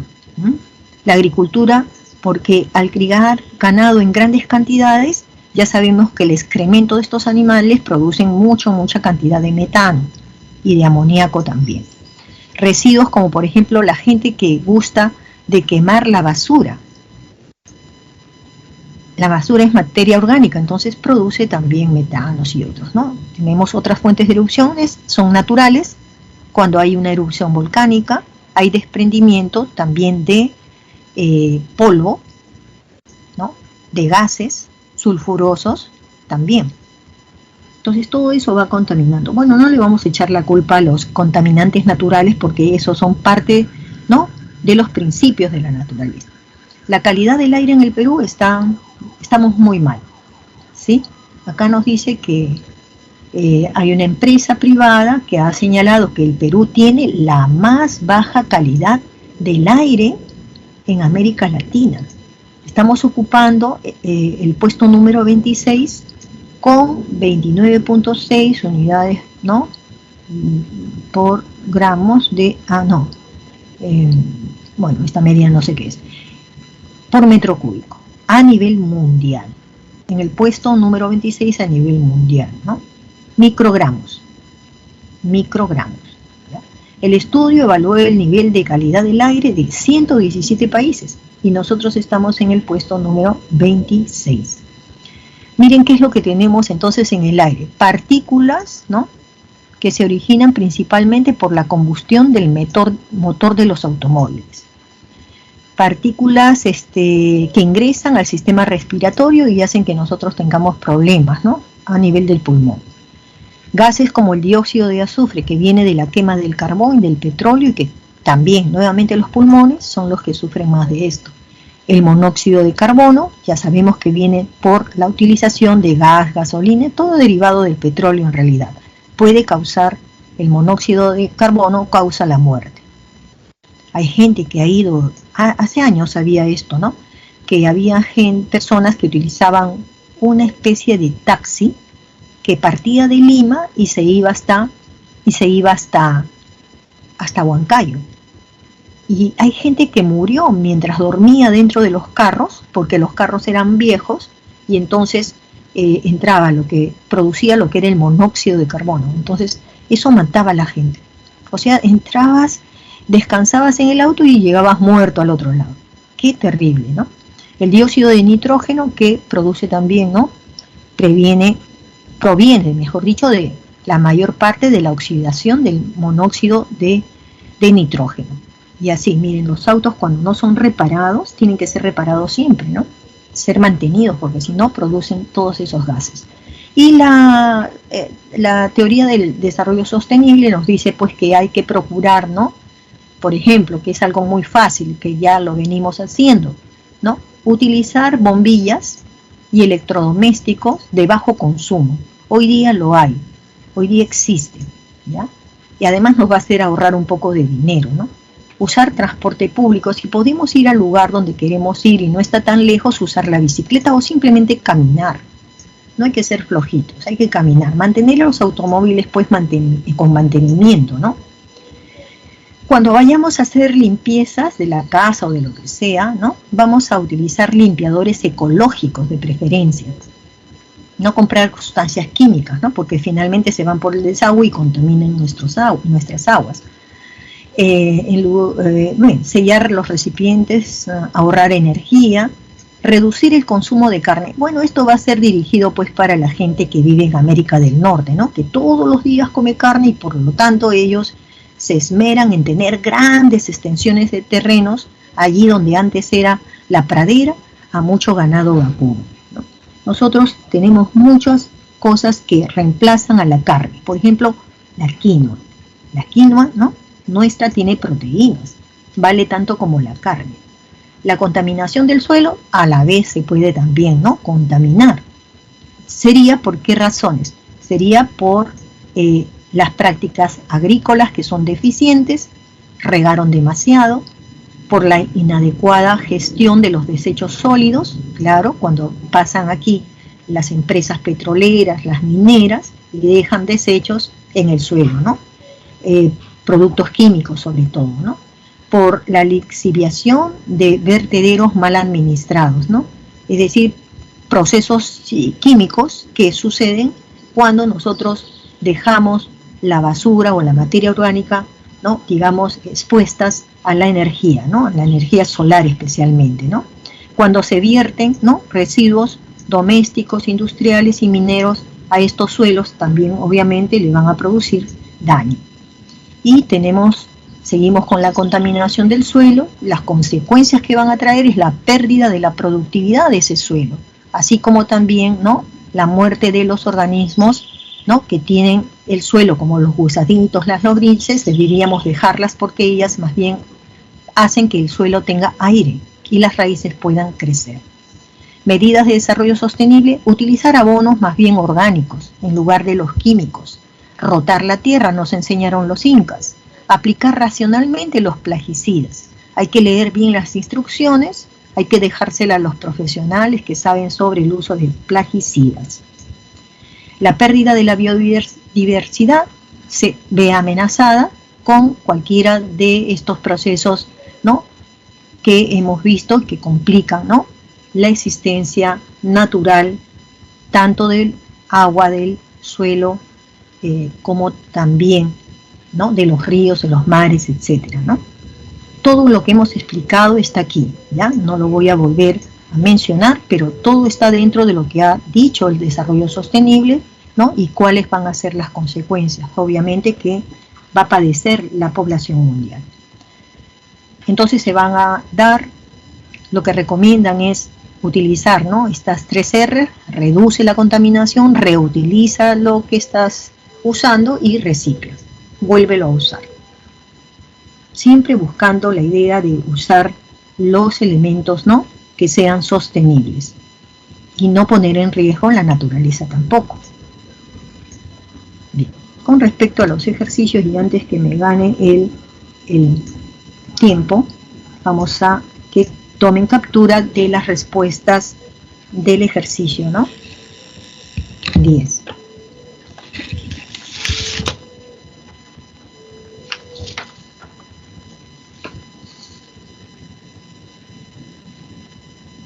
Tomen captura. A ver, ¿qué hora tenemos con la clase? 9:50, ya está bien, entonces, 9:50. Jóvenes, entonces les voy a pedir por favor que vuelvan a leer los ítems y vayan ustedes también haciendo respuestas y comparando con estas que les estoy mostrando, ¿sí? 1A, 2C, 3B y 4A. Nos estamos viendo entonces hasta la próxima clase.